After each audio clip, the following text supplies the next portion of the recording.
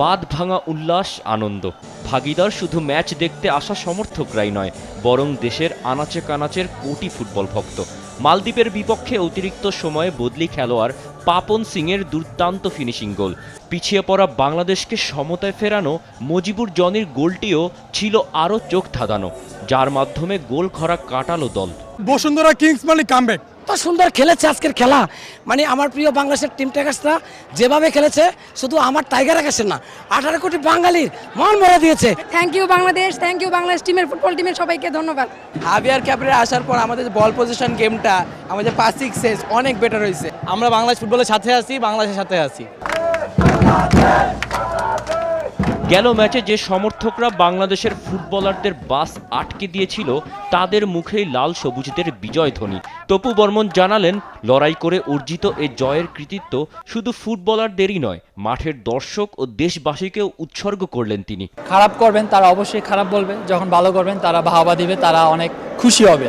তো এই জিনিসগুলো আমরা অনেক এনজয় করি, এটা আমাদের মানতে হবে। হার জিত প্রত্যেকটা খেলাই থাকে, কিন্তু আজকে আমরা জয়লাভ করছি, এটার জন্য আমরা এখন এনজয় করব, সবাই খুব খুশি।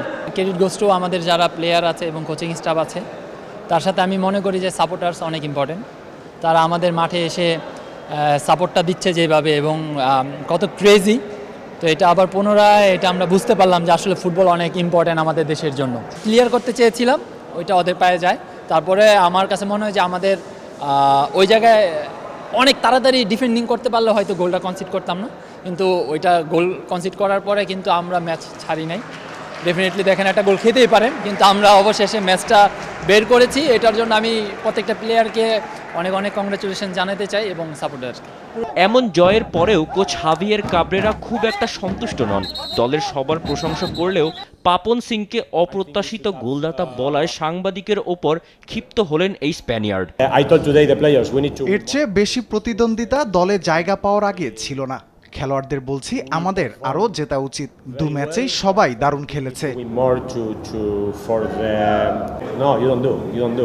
And you, by the way, the last video you posted before the previous game, the information was wrong. You were giving false information. না, আপনি ম্যাচের আগে ভুল তথ্য দিয়ে ভিডিও দিয়েছেন, খেলোয়াড়দের আক্রমণ করেছেন। আপনার উচিত ছিল তথ্য যাচাই করে নেওয়া। No, I'm not going to tell you because you are attacking the players and the team. You're attacking the players and the team, and you are not even rechecking your videos.